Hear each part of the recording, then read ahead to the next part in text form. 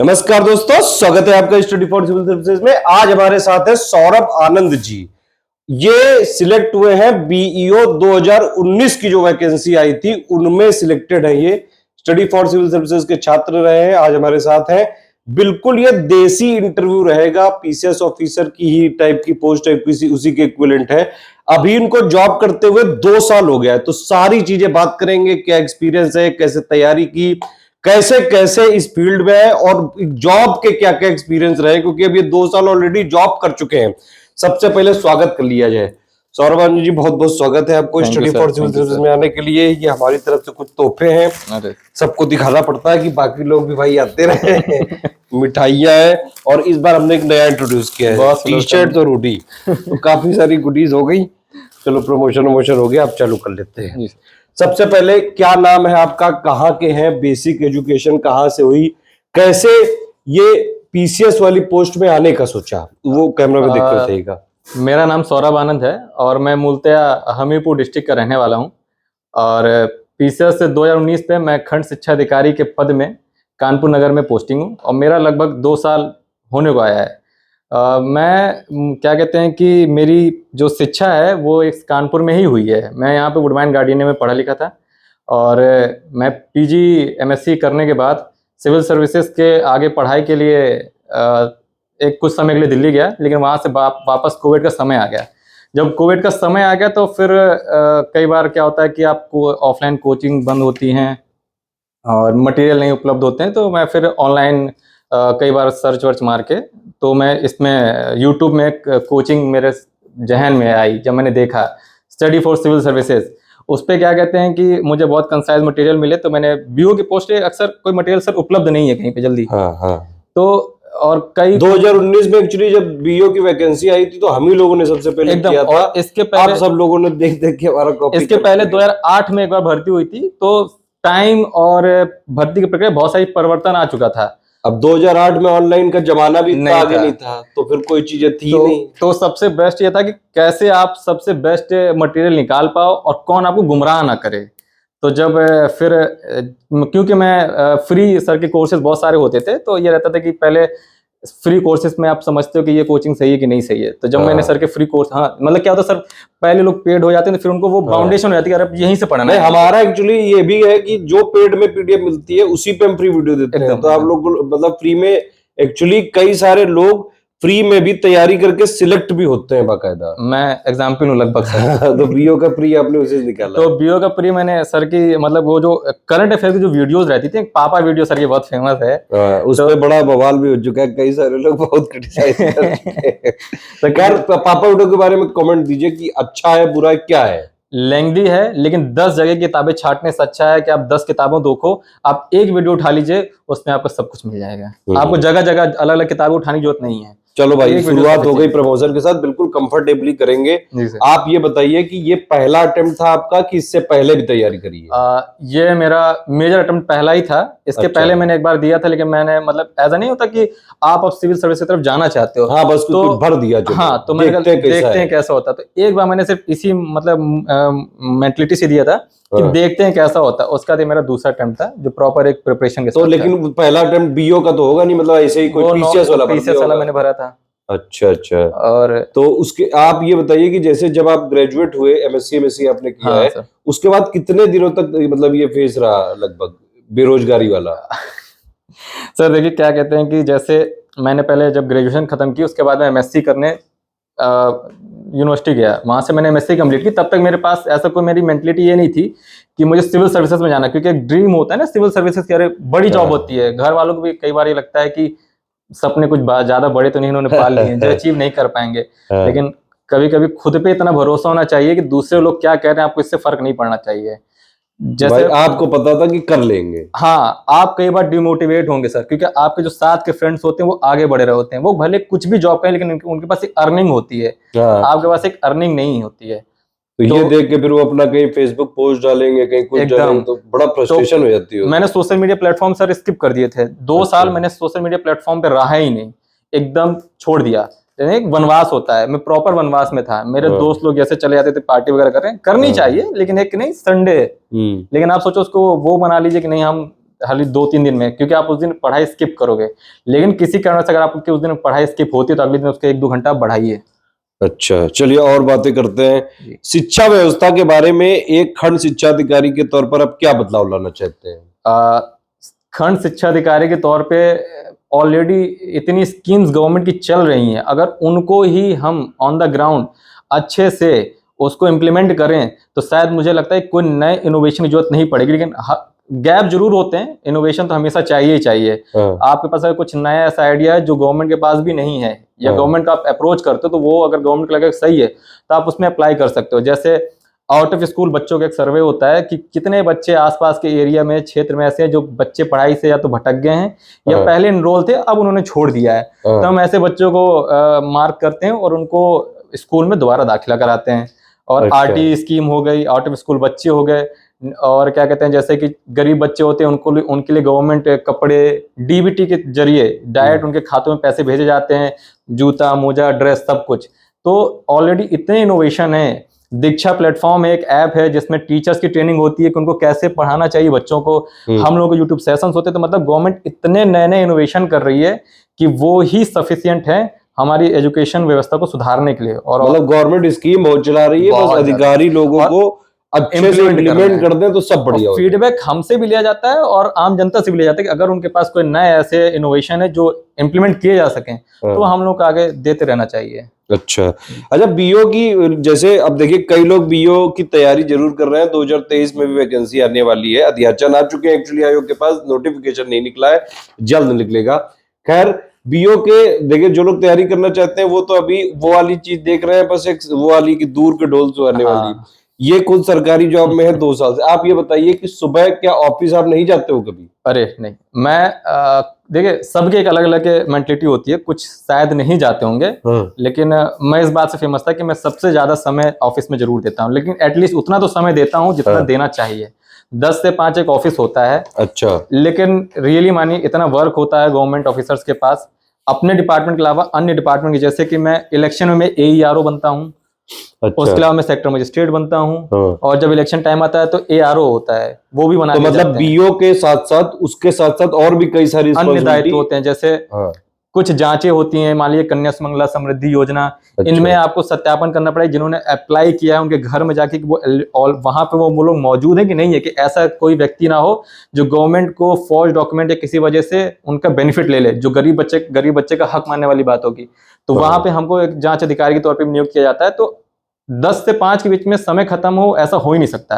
Extra work office 5 बजे के बाद भी चलता है? एकदम, ऑफिस 5 बजे के बाद भी चलता है, कई बार तो 8-9 भी बज जाता है। और कई सारी फिर मीटिंग होती रहती है। मीटिंग होती है, अक्सर मीटिंग्स के लिए ये कहा जाता है कि मीटिंग ऑफिस आवर के बाद हो। तो 8 बजे डीएम साहब की मीटिंग होती है, कभी 7 बजे होती है। जब स्टार्ट अगर इस टाइम होती है तो आप सोच सकते हैं कि एंड कब होती होगी।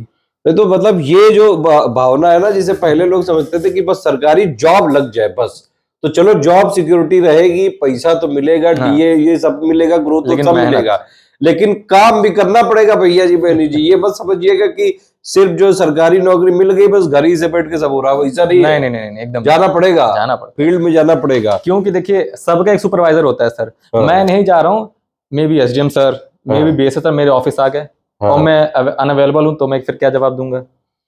ये भी है। और ऑफिस में जाने के अलावा जैसे कि फील्ड वर्क है, बीओ की एक पोस्ट जो होती है वो फील्ड वर्क की होती है। फील्ड वर्क आप करके आओगे तो आपको वापस ऑफिस में आके ये देखना कि आपके स्टाफ को जो आपने काम दिया वो कंप्लीट हुआ कि नहीं हुआ है, वो भी। अच्छा, एक बात बताइए, ये एक बड़ा जो है बड़ा परसेप्शन है लोगों का टीचरों के बारे में, जो प्राइमरी टीचर होते हैं ज्यादातर, कि शिक्षा विभाग के एक तबके को हमेशा कहा जाता है कि उनके पास ज्यादा काम नहीं है। ज्यादातर ये प्राइमरी टीचर के लिए होता है कि लोग कुछ नहीं करते हैं, फ्री की सैलरी लेते हैं। मैं नहीं कह रहा हूँ ऐसा, प्लीज मुझ पे कोई कमेंटबाजी मत करिएगा। ऐसा कई लोग, कई मीडिया, सोशल मीडिया में जगह जगह ये आपने देखा होगा, कई सारे मीडिया वाले पहुंच जाते हैं प्राइमरी स्कूल टीचर के पास, इनको दिल्ली भारत की राजधानी नहीं पता है, इनको ये नहीं पता, क्या कहना है, बच्चों को नहीं पता है। देखिए ऐसा नहीं है। परिपेश इतना बदल रहा है, माहौल इतना बदल चुका है, इतना प्रेशर, इतनी स्कीम्स हैं गवर्नमेंट की जिनको लागू करना है, और सबसे ग्राउंड रियलिटी ये है कि सबसे निचले स्तर पे टीचर होता है। अगर अच्छा। कोई भी स्कीम का पालन होना है और या उसको बच्चे को उसकी सुविधा मिलनी है, उसका जो इम्प्लीमेंटेशन होगा वो टीचर्स के जरिए होगा। मैं तो सिर्फ वॉच करूंगा, लेकिन उसका जो इम्प्लीमेंटेशन होगा वो टीचर्स करेगा। जैसे बच्चों को तो जो टीचर्स के पास काम होता है, काम होता है, ऑनलाइन काम करते क्यों नहीं है? नहीं करते हैं, करते हैं। अच्छा। नहीं करेंगे तो देखिए क्या होगा, तो वो चीज दिखेगी ना कि काम नहीं हो रहा है एकदम। ऑनलाइन इतना काम, उनको लेक्चर्स अटेंड करने हैं जो उनको ट्रेनिंग के लिए गवर्नमेंट ने बनाए हुए हैं, दीक्षा ऐप वगैरह है। बच्चों को खाते जो मर्ज हुए हैं बैंक में, उनको बैंक भी जाना पड़ता है कि इस बच्चे के खाते में पैसा क्यों नहीं आ रहा है। अच्छा। उनको हमारे पास भी आना पड़ता है कि सर ये एप्लीकेशन काम नहीं कर रहा है, बच्चे का नाम नहीं शो हो रहा है। पढ़ाई के अलावा ये सारी चीजें हैं, तो मतलब उस समय उनको पढ़ाना है, उसके बाद उनको ये काम भी करने हैं। और खाना खिलाने वाली बात है कि कोई बच्चा बीमार तो नहीं पड़ रहा है। सरकारी स्कूलों में जो एक स्टूडेंट्स हैं और जो टीचर्स हैं, क्या उनका अनुपात सही है कि मतलब स्टूडेंट के हिसाब से जो एक स्टैंडर्ड होता है उसके हिसाब से है सारी चीजें? नहीं, जैसे देखिए क्या होता है कि टीचर और स्टूडेंट का जो रेशियो होना चाहिए गवर्नमेंट स्कूल में, होना चाहिए 3:1, वो 30:1, 30 बच्चे में एक टीचर। क्योंकि कई बार क्या होता है कि अगर रेशियो गवर्नमेंट ने पूरा कर लिया, लोग रिटायर हो गए या नए लोग नहीं भर्ती हुए, टाइम से भर्ती हुई, तो वहाँ पे अनुपात बिगड़ जाता है। कई बार क्या होता है, कुछ स्कूल ऐसे होते हैं स्पेशल जहाँ पे बच्चे बहुत ज्यादा एडमिशन लेना चाहते हैं। जैसे मेरे कुछ 2-3 स्कूल हैं जो मेरे क्षेत्र में पढ़ते हैं, वहाँ पे गवर्नमेंट स्कूल होते हुए भी वहाँ पे 1000 से ज्यादा बच्चे नामांकित हैं, जो कि बहुत बड़ी बात है। उत्तर प्रदेश में सबसे बड़े स्कूलों में से एक है वो परिषदी, और वहाँ पे स्टूडेंट टीचर का जो रेशियो बहुत ही ज्यादा मतलब खराब है। जो जिस पे इसके लिए आप कुछ एक्शन ले रहे हैं? इसके लिए मैंने कई बार अपने उच्च अधिकारियों को अवगत भी कराया है, ताकि वो इस पे वहाँ पे टीचर अवेलेबल करा सकें। लेकिन उन्होंने भी अपने शासन स्तर पे इसको संज्ञान में लाने के लिए लिखा पढ़ी की है, ताकि वहाँ पे टीचर्स जैसे भर्ती होती है वहाँ पे टीचर एक पर्याप्त मात्रा में उपलब्ध कराए जा सकें।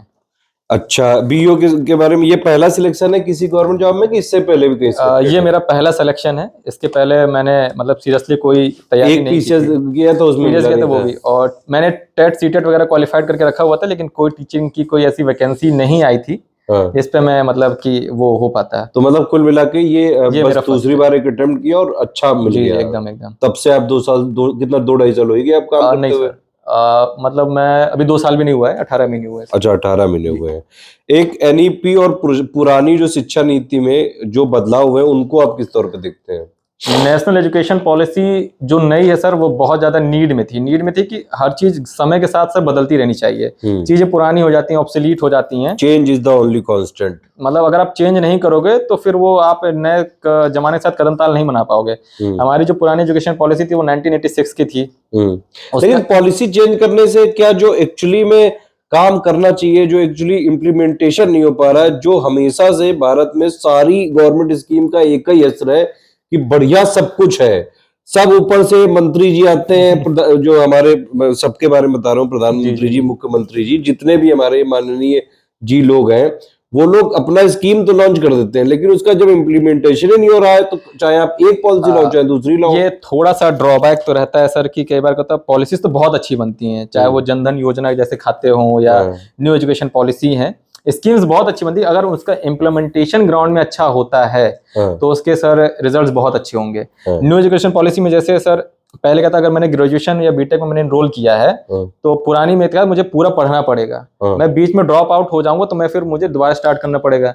इसमें क्या अगर आप छोड़ दिए हो आप दोबारा एनरोल कर सकते हो और उसके आगे आप पढ़ाई करोगे। मैंने मान लीजिए सेकंड ईयर में छोड़ा तो दोबारा फिर 2 साल बाद आके फिर सेकंड ईयर से स्टार्ट कर सकता हूँ। कुछ इसमें स्टेप बहुत अच्छे हैं सर। अच्छा, एक बात बताइए, आप टीचर्स को जैसे कई बार आप जो है बाकायदा स्कूलों में जाके पूरा जब ऑडिट करते रहते हैं, तो कई बार कुछ ऐसी भी चीजें होंगी कि कई सारे टीचर्स उसी जगह पे रह जाते होंगे बहुत दिनों से, आप बिल्कुल नए ऑफिसर गए तो कुछ लोग ऐसा नहीं कहते हैं कि बड़ा अधिकारी गिरी झाड़ रहा है, नया लड़का है, या फिर बहुत टसल हो जाती होगी, कुछ टीचर्स एकदम से विरोध में आ जाए। अब आप लोग बीईओ जो हो वो कितने 500,000 होंगे? 1000 सर। हाँ, 1000 मान लीजिए पूरे यूपी में, और टीचर्स तो लाखों में है। 5.5 लाख। तो वो एक तरह से वोट बैंक भी है बहुत ज्यादा। तो मतलब ये कैसे, इसको मैनेज कैसे करते हो? कभी वैसा भी कोई स्थिति आई कि बिल्कुल एकदम ही हाथापाई होने को आ गई? ऐसा अभी मेरे साथ ऐसा कोई स्थिति नहीं है कि हाथापाई। सुना है क्योंकि कई बार ऐसा सर क्या कहते हैं कि होता ही है कि 2 कैडर होते हैं, एक होता है विलेज कैडर, एक होता है सिटी कैडर। तो जब टीचर्स के ट्रांसफर अगर सिटी कैडर में हो जाते हैं तो वो सिटी कैडर में ही रहेंगे हाँ। थ्रू आउट, मतलब जब तक कैडर गवर्नमेंट चेंज ना करे या जो भी है। तो जब कोई व्यक्ति एक ही जगह रहता है तो उनके थोड़े से मतलब अप्रोच अच्छे हो जाते हैं, लिंक्स अच्छे हो जाते हैं, और वो जब इसीलिए ऑफिसर्स के भी ट्रांसफर होते हैं हाँ। कि वो लोग एक जगह ना रहें, नहीं हाँ। तो उससे एक प्रॉफिट उनको लेकिन प्रॉफिट फिर मिलने भी कुछ लगता है। लोग उसी जगह टिके कैसे रह जाते हैं? सर ट्रांसफर में टीचर्स की ऐसी है कि वो खुद से नहीं डालते हैं, जब तक वो खुद से नहीं डालेंगे जल्दी तो उनका ट्रांसफर नहीं होगा, इसलिए अच्छा। टीचर्स जल्दी ट्रांसफर नहीं होते। गवर्नमेंट ऑफिसर्स का ये कि उनका ट्रांसफर तो होना ही होना है, हाँ। 3 साल 4 साल जो भी एक जियो है उनके हिसाब से उनका ट्रांसफर हो जाएगा। लेकिन टीचर्स हमारे बहुत सही हैं। कई बार क्या होता है कि एक एज गैप होता है, जैसे ज़्यादातर वरिष्ठ टीचर होते हैं 55 साल हैं, कुछ रिटायरमेंट के एज हैं, और हमारे उम्र उनके बच्चों जैसी होती है। तो एक उनके बच्चे आपके बराबर होंगे। लिटरली कई बार क्या होता है कि मैं सिटी में बता रहा हूँ, कई बार जो मेरी मैडम्स हैं मुझे बेटा बोल देती हैं, फिर कहते अरे सर सॉरी सर, क्या करें, आपको देख के बेटे जैसी फीलिंग आती है। लेकिन ऐसे में हम लोग में भावनाओं में नहीं बहते हैं, और जो काम होता है फिर उनको कई बार लेटर भी देते हैं जिससे उनको बुरा भी लगता है, लेकिन बाद में कहती हैं आपका तो काम है और हमारा भी यही काम है, तो उनको मैनेज करना पड़ेगा और हमें भी मैनेज करना पड़ेगा। तो एज गैप तो रहता ही, जैसे आपके माँ बाप के साथ कई बार नहीं हो पाती क्योंकि एज डिफरेंस होता है। Same age difference work force में भी होता है कि मेरी जो कैपेसिटी है वर्क करने की और उनकी जो कैपेसिटी है वो मैच नहीं करती है, तो वो टसल होता है। तो टसल सब जगह रहेगा, कभी भी दो लोगों की व्यक्ति की सोच कभी एक समान हो ही नहीं सकती है। मतलब ऐसा भी नहीं कि सरकारी जॉब एकदम ही बिल्कुल हलवा है कि एक बार मिल गई तो बस आप बैठे हो, अब सब आ रहे हैं, बिल्कुल पैर दाब रहे हैं, डेली पैसे दे के जा रहे हैं, ऐसा नहीं है। बल्कि डेली काम करना पड़ेगा। कई लोगों से जो आपके सबऑर्डिनेट्स हो सकते हैं, जिनके ऊपर आपको ऑडिट करना होता है, उनसे भी बहुत जगह जो है रेजिस्टेंस भी मिलेगा, बहुत तगड़ा रेजिस्टेंस। जो आपका स्टाफ होता है सर, उनसे आपको बहुत बार रेजिस्टेंस मिलेगा। क्यों? क्योंकि जब जो हाई अथॉरिटी होंगी वो आपसे जवाब पूछेंगी, और आपको मैनेज करना है अपने सबऑर्डिनेट से कि अरे यार मेरा ये काम क्यों नहीं हुआ अभी तक। लेकिन आप उनको वो नहीं कर सकते, उनको अड़ जाओ। अगर आप वो करोगे तो हाँ सर वो काम ही नहीं करेंगे। अच्छा एक बात बताइए, जैसे यूपीपीएससी में जो लोग सिलेक्टेड होते हैं, जो मेन अपर पीसीएस की पोस्ट है, उनमें बकायदा सब डिपार्टमेंट्स की ट्रेनिंग होती है। बीओ की ट्रेनिंग कब तक हुई थी? बीओ की ट्रेनिंग जैसे मेरा सिलेक्शन हुआ था तो एक ऑनलाइन थोड़ा एक हफ्ते की ट्रेनिंग हुई थी। अच्छा। कई बार कहता है कि जैसे बीओ का जैसे यूपीएससी में सिलेक्शन हो जाता है पीसीएस में, तो संबंधित डिपार्टमेंट की जिम्मेदारी होती है उस कैटेगरी की ट्रेनिंग करवानी, जैसे नायब तहसीलदार हो गए या बीओज हो गए या अन्य। तो मे भी हमारा डिपार्टमेंट थोड़ा सा लेट रहा तो ट्रेनिंग नहीं ऑनलाइन 6-7 दिन की ट्रेनिंग हुई थी। हाँ ऑनलाइन ट्रेनिंग हुई, ऑफलाइन तो आप लोग एकदम फ्रेशर बीओ में आए, 6-7 दिन की ट्रेनिंग के बाद ऑन फील्ड आ गए सीधे। ऑन फील्ड आओ और फिर वर्क करते हुए आप सीखो। मतलब ये सरकार को इस पे जरूर ध्यान देना चाहिए कि जो भी पीसीएस के अधिकारी हैं, उनको जो भी पोस्ट एलोकेट हो गई है, उनकी एक बाकायदा प्रॉपर ट्रेनिंग हो, क्योंकि उनको कई सारे जो है रूल्स फॉलो कराने होते हैं, गवर्नमेंट स्कीम्स को फॉलो कराना होता है। फिर अगर वो एक पूरी तरह से सब कुछ पहले ट्रेंड होके आएंगे, एक मेंटल तो वो भी अच्छी तरीके से मतलब वहां पे गवर्न कर सकते हैं, इंप्लीमेंट करवा सकते हैं। अब ऐसे अगर मान लीजिए आधी अधूरी जानकारी देके छोड़ दिया जाए, तो कई सारी चीजें तो आपको अपने जब सबऑर्डिनेट से ही सीखनी पड़ रही है, तो आप उन पे रूल कैसे करोगे? कई बार क्या होता है जो हमारे मतलब वेल टीचर्स कई बहुत हाईली क्वालिफाइड हैं, पीएचडीज हैं और बहुत अच्छे हैं, लेकिन वो हैं जरूर परिस्थिति में पढ़ा रहे हैं, तो कई चीजें मुझे उनसे भी पूछनी पड़ती है। लेकिन हमें लगता है कि पूछने में शर्म नहीं आनी चाहिए। लेकिन नहीं, नॉलेज देखिए किसी से लेने में कोई शर्म नहीं है, जीवन में लर्निंग तो हमेशा हमेशा। लेकिन फिर भी एक जो एक सिस्टम है, जैसे उसका पालन अब जो मान लीजिए जैसे गवर्नमेंट ने, सरकार ने बहुत अच्छी स्कीम बना दी, ये अधिकारी लोग हैं वो इसको इम्प्लीमेंट कराएंगे, लेकिन सर उनको ट्रेन तो करो अच्छे से। ये एक पॉइंट था जो जरूर जाना चाहिए सरकार तक। अगर कोई देख रहा हो तो प्लीज जरूर ध्यान दीजिएगा।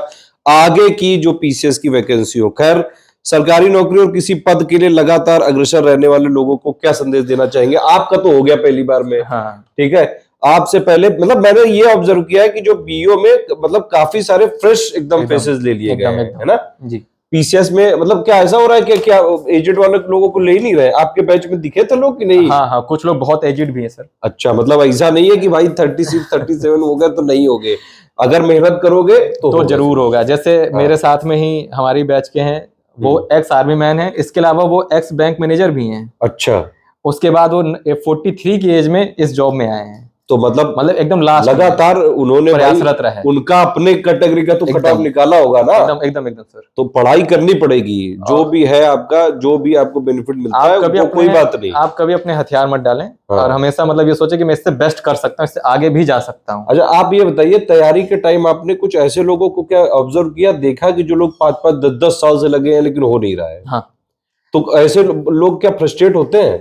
फ्रस्ट्रेट सर बहुत होते हैं। मैं खुद बहुत ज़्यादा डिसअपॉइंट हुआ था। एक समय मेरे पास ये आया था कि मैं सोचा था मैं अपनी पढ़ाई गलत फील्ड में तो नहीं चला गया हूँ। मैं एसएससी की तैयारी कर लेता हूँ, मैं मतलब नॉर्मल टीचर बन जाता हूँ, ज़्यादा प्रिपरेशन नहीं लगती है। लेकिन कई बार आप ऐसे लोगों से आप इंस्पायर नहीं हुए कभी कि यार ये मतलब फ्रस्ट्रेशन नहीं हुई कि यार ये 10 साल में नहीं हो पा रहा, मेरा कैसे हो जाएगा? हुआ तभी तो सर मैं मतलब मैंने सोचा मैं छोड़ दूं। लेकिन कई बार आपके साथ ऐसे आपके हमेशा अपनी सराउंडिंग आप बेस्ट रखिए।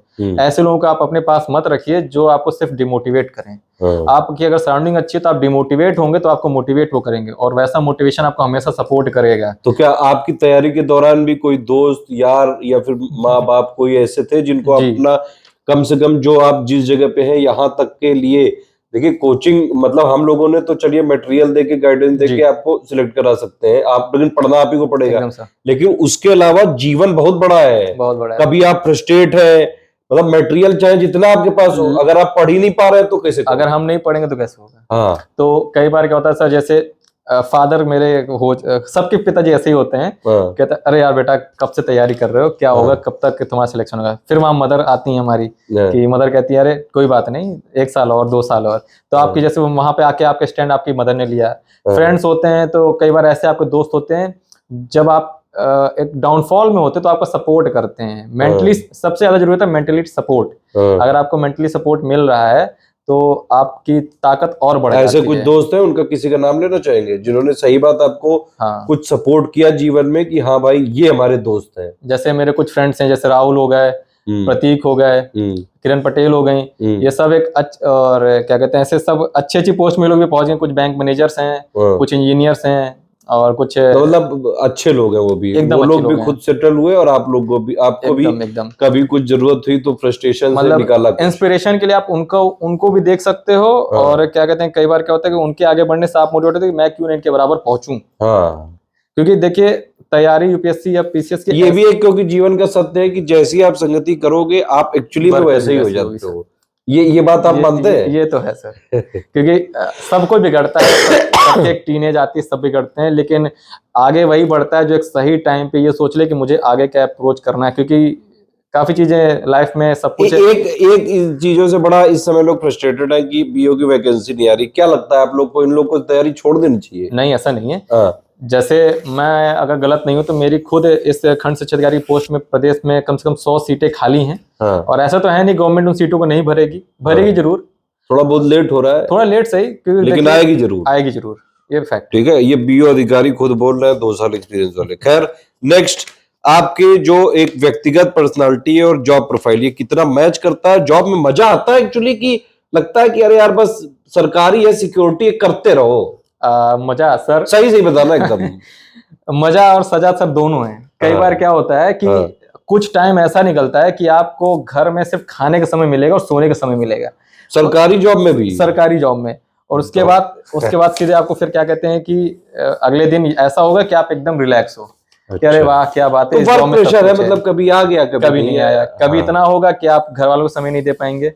जैसे कई महीने हो जाते हैं मैं घर वालों को नहीं मिल पाता हूँ, ना मैं घर जा पाता हूँ। और कभी कभी ऐसा होता है कि मैं बहुत रिलैक्स हूँ, अपना दूसरे काम भी मैं कर लेता हूँ। अच्छा, तो मतलब कुल मिला के win win situation, balance type का चल रहा है जीवन। विन विन सिचुएशन है कि आपको देखिए, आपको एक जॉब तो आपको मिली जो आपकी बेसिक नीड है, फिर काम आना जाना तो लगा ही रहेगा।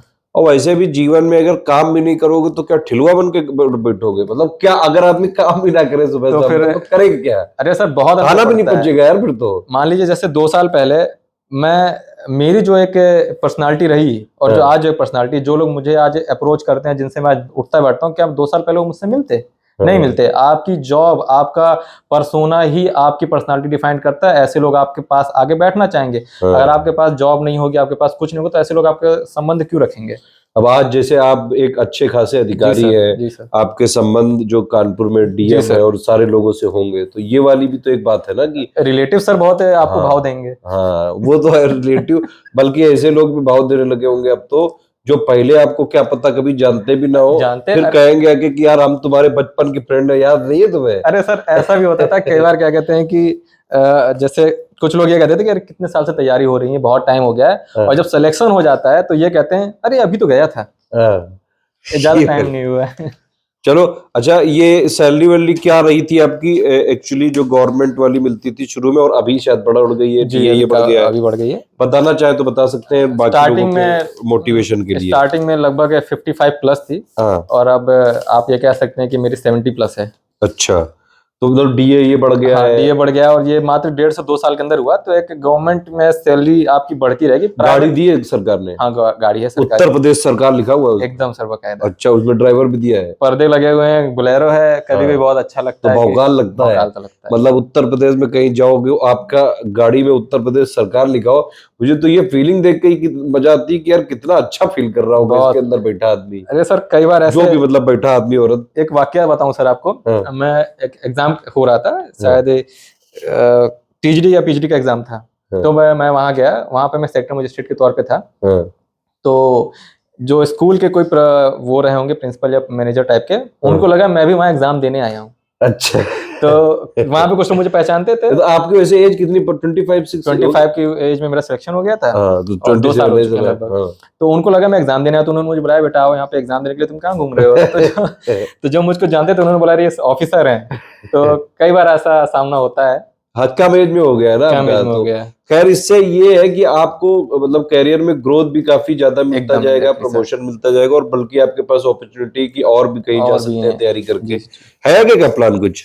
आगे का प्लान है कि मैं पूरी तरह से प्रयासरत हूँ कि आने वाले टाइम पे पीसीएस की एक और अपर पोस्ट या एसडीएम? एसडीएम? एग्जैक्टली सर, या यूपीएससी क्वालिफाइड हो सके तो यूपीएससी। हाँ, क्योंकि अभी तो आपके पास उसके भी अटेम्प्ट होंगे पूरे। एकदम बहुत अटेम्प्ट है सर, और मुझे लगता है कि अगर आप सेटिस्फाइड खुद से नहीं हो तो आपको रुकना नहीं चाहिए, चाहे वो कोई भी हो। अच्छा एक बात बताओ, ये आपने यहाँ पे बोल दिया कि मुझे यूपीएससी के लिए भी जाना है, अगर कहीं आपके बीएसएन या फिर कोई जो अपर लेवल वाले ऑफिसर उन्होंने देख लिया, फिर बाद में उन्होंने कहा कि क्यों, तो मतलब अभी भी तैयारी कर रहे हो तब? तो देखिए, ऑफिसर जो अगर आपसे हायर है सर, हो सकता है कि वो लोग, कुछ लोग ना चाहें, लेकिन कुछ लोग इतने अच्छे हों, वो चाहते हैं कि ये बेटा और आगे बढ़े। अच्छा, आपको हर तरह के लोग मिलेंगे। गवर्नमेंट में भी अच्छे बुरे हर अच्छे तरह बुरे के सब लोग तरीके के हैं। लोग हैं। आपको अगर आप ऑलरेडी जॉब कर रहे हो तो आपको एनओसी लेनी ही पड़ेगी। बिना हाँ। एनओसी लिए आप एग्जाम तो सरकार भी तो ये मतलब एनओसी इसीलिए, तो कॉन्सेप्ट भी तो इसीलिए है एनओसी जी, कि भाई आप अगर इस पोस्ट से ऊपर वाली पोस्ट की जाना चाहते हो तो जाओ, नीचे वाली की नहीं करने देंगे। नहीं, तब भी आप अगर चाहते हो तो आप जाइए, टीचर बन जाइए। अच्छा। हाँ, आप मतलब नहीं करनी, आपको लग रहा है कि मेरे लिए ज्यादा पोस्ट ठीक नहीं है और मैं इतना प्रेशर नहीं ले पाऊंगा, हाँ। तो आप इस जॉब से रिजाइन करके आप दूसरी जॉब में चले जाइए सर। अच्छा, गवर्नमेंट का मतलब खुला हुआ है कि भाई खुला है, अपने मतलब हिसाब से आपको करो। करना आप करिए, नहीं करना आप लेकिन मत जब करिए। तक गवर्नमेंट रहोगे तब तक आपको उनके हिसाब से करना आदेश का पड़ेगा। पालन करना है। हाँ। पूरी आपकी तैयारी में स्टडी फॉर सिविल सर्विसेज के किस पार्ट ने क्या महत्वपूर्ण योगदान दिया, और आप मतलब क्या पसंद करते हैं आप स्टडी फॉर सिविल सर्विसेज? सबसे ज्यादा मैं स्टडी फॉर सिविल सर्विसेज में ये पसंद करता हूँ हाँ। कि मुझे मतलब 100 किताबें नहीं देखनी पड़ती हैं कि यार मैं करंट अफेयर के लिए ये भी एक करंट अफेयर इस कंपनी की भी ले आऊँ, इस कंपनी की इस कोचिंग की भी ले आऊँ। हाँ। जब मुझे सिर्फ करंट अफेयर की तैयारी करनी रहती थी तो मैं एक वीडियो खोलता था। हाँ थोड़ी बड़ी होती थी, 1.5 घंटे 2 घंटे तक की भी होती थी, और लेकिन पूरा महीना कवर करता है। लेकिन पूरा महीना कवर होता था सर। हाँ, मतलब तो उसके बाहर आएगा भी नहीं, ये भी है। जब नॉर्मली कोई वीडियो देख रहा सर 1 घंटे मोबाइल में निकाल देता है, तो आप हेडफोन लगाइए, अपने दैनिक रूटीन के काम करिए। जैसे कॉलेज लाइफ में जब मैं तैयारी कर रहा था मतलब कोचिंग की, तो मैं जैसे खाना बनाता था खुद से, वो मुझे अच्छा भी लगता था, तो मैं खाना बनाते बनाते सर की वीडियो ऑन कर लेता था। खाना भी बना रहा हूँ, मेरा करंट अफेयर भी तैयार हो रहा है। अच्छा। तो प्री की तैयारी तो मैंने लगभग पूरी तरीके से सर के फ्री कोर्सेज से ही कर ली थी। फ्री कोर्सेज से भी सिलेक्शन होता है, ध्यान रखिएगा इसीलिए। उसके बाद फिर क्या कहते हैं कि जब मेरा प्री में क्वालिफाइड हो गया मैं, तो मैंने सोचा अब मुझे सीरियस होना पड़ेगा। कई बार नहीं मतलब वीडियो देखते टाइम आप देख लेते थे कि चलो हुआ तो हुआ, नहीं तो अभी तो बहुत अगली तैयारी देखेंगे। लेकिन जब हो गया तो ये लगा नहीं, अगर मैंने थोड़ा और अपने आप को पुश किया तो हो सकता है ये मेरे लिए फाइनल पोस्टिंग हो। तो फिर मैंने सर के पेड कोर्सेज के लिए फोन वगैरह किया, टेलीग्राम ज्वाइन किया। सर ने मैंने देखा वहां पे जो मेंस में आपको टास्क दिए जाते थे, करते थे आप पूरे? हाँ सर करता था मैं। आंसर राइटिंग हम daily answer writing sir daily कराते थे। उसके अलावा सर आप जो हिंदी कर देते थे सब? थोड़ी हिंदी मेरी कमजोर थी, तो मैं कोशिश करता था कि जैसे कई लोग अप्रोच होता है सर कि वो लिख के काम करते हैं। मेरा ये था कि मैं लिख के नहीं काम करूं, लेकिन मुझे वो चीजें आनी चाहिए। मैं अगर एग्जाम के डेट में भी वो चीज लिखूं तो मुझे वो चीज पती हो, मेरी मेंटलिटी में वो चीज स्टोर हो, मुझे सीधे वहां पे वो चीज लिखनी है। कई लोग क्या करते हैं कि पहले लिखते हैं तब उनको याद होता है, मैंने उसको पहले मेमोराइज कर लिया अच्छे से कि हाँ। अगर आया तो मुझे इस नहीं, तरह फिर से भी राइटिंग प्रैक्टिस हाँ करते राइटिंग होंगे। सर, जो लेटर फॉर्मेट हुआ आपका, हाँ। ये सब आपके जरिए से ही मुझे मिला भी था, क्योंकि इस कोचिंग इस पोस्ट के लिए कोई लेटर फॉर्मेट या कुछ सिलेबस था नहीं, हाँ। जो मतलब आपने एक अपनी उससे गेस किया था कि ये आ सकता है, लिटरली वो एक्चुअली हम गेस नहीं, हमारा तो हम तो ऑफिशियल सिलेबस को फॉलो करते बस हैं, बस जो बस उन्होंने लिख के दिया वो हमने करा बस। दिया। तो जो आपने सर वो किया, और वो जो मैंने फॉर्मेट्स पढ़े, उनसे सबके सब फंसे तो थे। बीओ मेंस में स्टडी फॉर सिविल सर्विसेज के अलावा कुछ पढ़ा कहीं से? मैंने उसके अलावा कहीं से नहीं पढ़ा, क्योंकि पॉइंट टू बी नोटेड, क्योंकि अपना प्रमोशन भी तो करेंगे। क्योंकि इसके अलावा लिटरली इस पोस्ट के लिए जल्दी ज्यादा कोई कोचिंग अच्छी थी भी नहीं, और मेरे ख्याल से एक चीज और है कि अन्य कोचिंग में आप भटक भी सकते थे। कई लोग इसको सिर्फ बिजनेस के तौर पे कोचिंग को लेते हैं और बिजनेस प्रमोट करते हैं कि हमारे अच्छा, पास हमारे में कई बार आपको फीडबैक थोड़ा रूड दे देते हैं हम लोग, बड़ा कि मतलब स्टूडेंट थोड़ा सा, जैसे चाहे आप जितना अच्छा आंसर लिखें लेकिन उसमें कमियां ही बताई जाती हैं, तो उससे आप फ्रस्ट्रेट तो नहीं होते? नहीं सर, मैं बताऊं इसलिए हाँ। हमेशा दवा कड़वी होती है, हाँ। हमेशा दवा लेकिन कड़वी जैसे होती है कई स्टूडेंट नाराज हो जाते हैं कि अरे यार, हर चाहे जितना अच्छा लिख दो, ये लोग कभी बताते ही नहीं सर। अच्छा।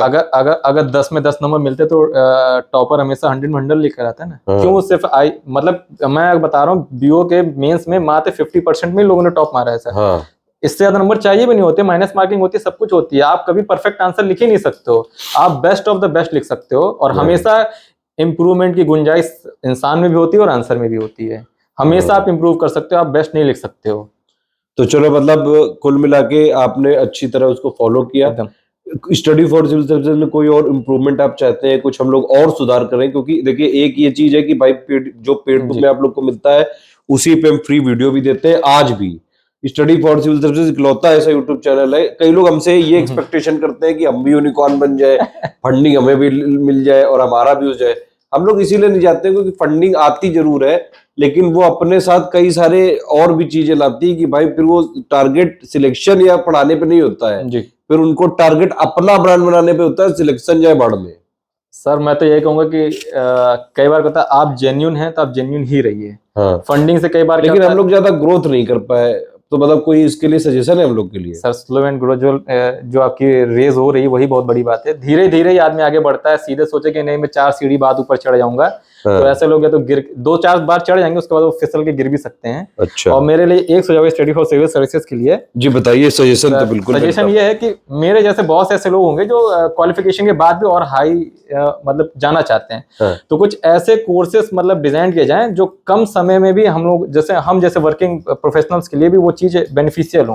नहीं तो अभी तो हमने अच्छा, आप एक्चुअली 2019 वाले बैच जी से, अब चल रहा है 2023। हाँ। अभी जो भी मटेरियल हम किसी भी ग्रुप में देते हैं, बहुत ज्यादा उसको शॉर्ट कर दिया गया है बीओ में। अब अगर आप देखें इस बार 2023 के लिए करीबन 1100-1200 पेजेस, अगर दोनों तरफ प्रिंट कराओ तो सिर्फ 600 पेजेस में ही, उतने में ही सिलेक्शन कोशिश करिए 600 से 300 हो जाए। अरे यार, वो वाली तो फिर वही सी बात हो गई। जितना शॉर्ट हम कर सकते थे कर दिया। अगर आप देखिए, आपने कभी कोई सब्जेक्ट की अगर आप बुक लेने जाए तो हिस्ट्री की बुक ही आती है सिर्फ 1100-1200 पेजेस। हाँ एग्जैक्टली। और हम उतने में ही सिर्फ एग्जाम की इतना करा रहे हैं कि सिलेक्शन हो जाएगा। पढ़ना तो पड़ेगा ही। हाँ, पढ़ना उतना तो पढ़ना पड़ेगा कम से कम। मतलब अगर ये सोचे कि नहीं एक पतली सी किताब पढ़ लें और हम आईएएस बन जाए, तो ये नहीं, फिर ये पीसीएस, या तो फिर आप इतने बड़े एम ना करो, ये भी तो बात है। तो अगर इतनी बड़ी पोस्ट की तैयारी कर रहे हैं तो पढ़ना तो पड़ेगा। खैर, थोड़ा और आगे के बारे में, ऑनलाइन एजुकेशन के भविष्य को कैसे देखते हैं? सोशल मीडिया, जैसे आप कह रहे थे दूर थे, तो फिर यूट्यूब में तो फिर भी देखा करते थे। Social media in the sense की जैसे फेसबुक हो गया, इंस्टाग्राम हो गया। हाँ, आप इसका मतलब यूज कर सकते हो, पॉजिटिव यूज। जैसे क्या कहते हैं कि लोग फोटोज देख रहे हैं, रील्स देख रहे हैं, हमें लगता है कि हम एक रील देखेंगे उसके बाद स्किप करके एजुकेशन पढ़ाई देखेंगे, लेकिन नहीं, वो बहुत ही ज्यादा एडिक्टिव होती है। अरे रील्स इतनी एडिक्टिव होती है, लोग पूरा पूरा दिन बिता देते हैं। मतलब लिटरली होता है, हमें लगता है हम एक देखेंगे, लेकिन वो कब हमारे एक वीडियो 5 मिनट की वीडियो आधे घंटे 1 घंटे में कन्वर्ट होगी वो पता नहीं चलता है।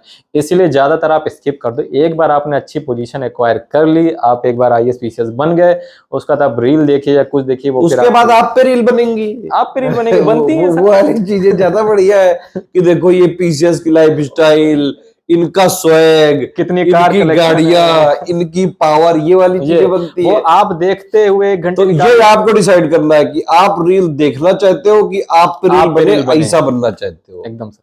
तो ये वाली चीजें ध्यान रखिएगा। ऑनलाइन एजुकेशन के भी कुछ चीजें बेनिफिट्स भी हो सकती हैं, कुछ घाटे भी हो सकते हैं।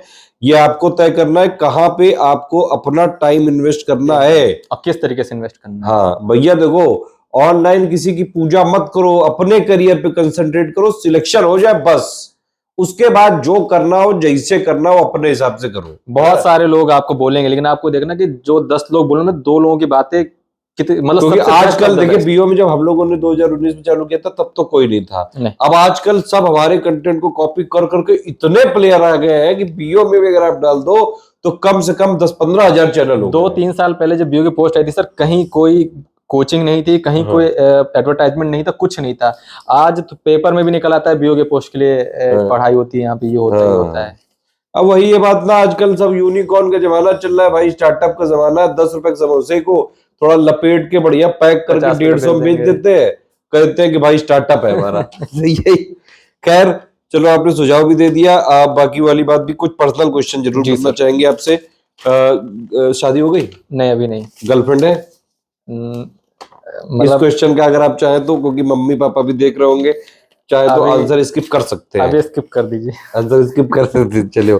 और जो है बाकी हमारे कई सारे स्टूडेंट जैसे देख रहे हैं, बीओ की तैयारी कर रहे हैं, कोई अगर आप लोगों में से कोई भी किसी का कुछ भी सवाल है जो आप इनसे डायरेक्टली पूछना चाहते हैं, खंड शिक्षा अधिकारी सौरभ आनंद जी से, तो आप यहाँ पे वीडियो में कमेंट करके पूछ सकते हैं। आप प्लीज उनको रिप्लाई मैं जरूर जरूर दीजिएगा। रिप्लाई दे दूंगा। प्लस और कुछ मतलब कुछ और टिप्स देना चाहते हैं, क्योंकि एक्चुअली में अभी देखिए यूपीपीएससी आयोग ने बढ़िया एक कॉस्मेटिक चेंजेस कर रहा है, जी। वेबसाइट बढ़िया बना दी, पीवाईक्यू डाल देंगे, टॉपर्स लिस्ट डाल देंगे, सब बढ़िया हो रहा है। लेकिन जो अभी कैलेंडर आया, अब उसमें 25 पोस्ट को आरक्षित कर दिया, 8 में सिर्फ वो जगह दी है तो कि भाई ये एग्जाम है। और अगर आप उसमें देखें तो जो आयोग से एक्चुअली जो तैयारी कर रहे हैं वो लोग बड़े दुखी है जी कि भाई वैकेंसी निकाल देते, ये साइट वाइट तो चलो बाद में कर देते। क्या देखिए सर, क्या होता है कि जैसे मान लीजिए कैलेंडर निकला है, सिर्फ 8 पोस्ट है जिनकी वो डेट दी हुई है, बाकी नहीं निकली हुई है। तो हो सकता है कि इस कैलेंडर को मैं डिले कर सकता था, डिले कर देना चाहिए था, और बाद में पूरा अपडेट करके उनको दे देना चाहिए था कि लीजिए आपका ये पूरा टाइम टेबल है, इसके साथ सब तैयारी करिए। नहीं तो इस टाइम स्टूडेंट फ्रस्ट्रेटेड है, क्या करे वो? देखिए क्या पढ़ाई छोड़ दे? यूपीपीएससी को कहते बाय बाय नहीं करेंगे? नहीं, फ्रस्ट्रेट होना हिस्सा है इस तैयारी का। आप फ्रस्ट्रेट जरूर होगे, आप डिमोटिवेट जरूर होगे। आपको मोटिवेशन एक इंटरनली होता है, एक एक्सटर्नली होता है। जब आप इंटरनली मोटिवेट ना हो पाओ, जैसे कि अपने फैमिली बैकग्राउंड की वजह से या घर की वजह से या खुद एक आपके अंदर आग हो, तो आप फिर एक्सटर्नल मोटिवेशन का सहारा लीजिए। कई बार जैसे सर के कुछ लेक्चर्स ऐसे होते हैं जो बातें दिमाग में चुभ जाती हैं कि सर हमको ये बोले, अरे यार आप आगे नहीं बढ़ पाओगे, या कुछ बड़े हम लोग तो जानबूझ के कुछ चीजें ऐसी बोलते हैं कि भाई हमारे यहाँ जो पेड क्विज में भी है ना, मैं एकदम साफ बोल रहा हूँ, कई लोग फ्रस्ट्रेट रहते हैं कि हम आपके 40-50% ज्यादा सवाल ही नहीं सीख कर पाते। मैं कहता हूँ भाई कर भी नहीं पाओगे चाहे इतने बड़े। देखिए अगर सर अगर लपेट के बातें कर देंगे, अरे बेटा क्या बात है, तूने बहुत अच्छा किया, तो बस आदमी वहां से इंप्रूवमेंट की गुंजाइश खत्म कर देगा सर, कि मेरा best of the best answer है, इससे ज्यादा मुझे आगे नहीं बढ़ना है। लेकिन आप उसमें कमियां अगर गिनाओगे तो कहोगे यार मुझसे और अच्छा करने की कोशिश करूं, तो आप डिमोटिवेट होइए, फ्रस्ट्रेट होइए, सब कुछ होइए, लेकिन अपनी पढ़ाई, अपने आप को आगे बढ़ने का एक्सेल मत छोड़िए। आप पढ़ते रहिए, आगे बढ़िए, और आज नहीं तो कल, 1 साल बाद, 2 साल बाद, 3 साल बाद, लेकिन आपको जरूर जॉब मिलेगी, इसमें आप। और नोटिफिकेशन क्या है, मतलब देखिए आरक्षित डेट को लोग क्रिटिसाइज कर रहे हैं, मैं भी कर रहा हूँ, लेकिन एक्चुअली में उसमें पेच ये है कि वैकेंसियों के अध्याचन है, इसका मतलब वहां पे पोस्ट जरूर आएगी, एग्जाम तो जरूर होगा। तो आप ये मत देखिए कि एग्जाम, मैं कह रहा हूँ अगले साल भी होता, तो आप अगले साल की तैयारी तो करके चलिए। आप उस डेट के लिए तैयारी रखिए, बस वहां पे जब जो एग्जाम होना होगा आप उस हिसाब से अपना एग्जाम के लिए एग्जाम। जब आप पढ़ाई करते थे तो कितने घंटे पढ़ते थे डेली? देखिए मैं मतलब कई बार कहते, जैसे छोटा था तो फादर मेरे कहा करते थे, अरे यार इलाहाबाद में लोग 10-10, 12-12, 20-20 घंटे पढ़ते हैं। लेकिन एग्जैक्टली ऐसा कोई भी नहीं कर सकता है, और जो करता है वो 1 या 2 दिन कर सकता है, उसके बाद वो हफ्ते भर लेट के सोएगा। आप साल भर क्या कहते हैं, कुछ लोग एक्चुअली पढ़ते भी हैं, लेकिन वो शायद या तो उनका मन भटकता रहता होगा पढ़ाई में, बस ऐसे लगे हैं, क्वालिटी सोच और रहे हैं, पढ़ किताब खुली है सामने। हमें हमेशा क्वालिटी स्टडी करनी चाहिए। आप पर डे मत पढ़िए, हो सकता है कई लोग कहते हैं पर डे पढ़िए, लेकिन मत पढ़िए। कभी कभी हमें रिलैक्स भी करना पड़ता है। आपने पूरे हफ्ते आपने पढ़ाई किया, आप संडे अपने आप को दे दीजिए, ठीक है, उस दिन आप रिचार्ज हो जाओगे, फिर मंडे से आप अच्छी तैयारी करिए। लेकिन हाँ, आप साल भर अच्छे से पढ़िए, पर डे पढ़िए, भले आप 4 घंटे पढ़िए, लेकिन उस 4 घंटे में आप अच्छे से समय दीजिए। आप सोचे नहीं मैं 8 घंटे पढ़ूंगा, बस आप 8 घंटे नहीं पढ़ोगे। मुझे पता है आप लोग नहीं पढ़ पाते हैं सर, 8 घंटे पर डे डेली नहीं पढ़ पाते हैं। मैं खुद नहीं पढ़ पाता था, मैं खुद बता रहा हूँ, मैं 4 से 5 घंटे अपने आप को देता था, लेकिन पर डे 5 घंटे जरूर देता था। तो कोई उसके अलावा पढ़ाने के साथ कोई हॉबी भी खेलने वाला? हॉबी थी, जैसे मतलब बाहर निकल के बैडमिंटन कभी खेल लिया। हाँ। मतलब आपको फ्रेश रहना है, आप कंटिन्यू 8 घंटे नहीं पढ़ सकते, 5 घंटे नहीं पढ़ सकता। सबकी कैपेसिटी एक अलग होती है सर। कोई हाँ। 35 मिनट में उठ के घूमने लगता है, हाँ, कंटिन्यू तो 8 घंटे कोई नहीं पढ़ कोई 1 सकता है, घंटे में मतलब घूमने लगता है। हाँ, तो आप कोशिश करिए, आप पर ब्रेक डे ले लेके पढ़ो ब्रेक थोड़ा। पढ़िए, लेकिन आप पर डे पढ़िए। साल जैसे रस्सी आवत जाते सिल पे पड़त निशान, हाँ। आप पर डे मेहनत करोगे, आप सक्सेसफुल जरूर होगे। लेकिन आप सोचे मैं 1 महीने पढ़ूं फिर 1 महीने बाद में कुछ और करूं, नहीं, आपको लगे रहना पड़ेगा। परसेवरेंस की है सर, हाँ। आपको लगे रहना पड़ेगा। चलो भैया, लगे रहिए, हम आपके साथ हैं बिल्कुल। मेहनत हमारी टीम लगातार करती जा रही है। जो भी बीओ में हमारे पेड कोर्सेज चल रहे हैं, उसकी पूरे सारे वीडियो मॉड्यूल वाइज फ्री मिल रहे हैं। टेस्ट सीरीज वाले भी मिलेंगे, पेड क्विज वाले भी दे रहे हैं। बाकी कोई और क्वेश्चन हो आप वीडियो में कमेंट करके जरूर पूछ जरूर। सकते हैं। ऑल द बेस्ट है, जय हिंद। चलिए, बहुत बहुत आपका धन्यवाद। Thank you. चलो, अब अगले इंटरव्यू में मिलते हैं।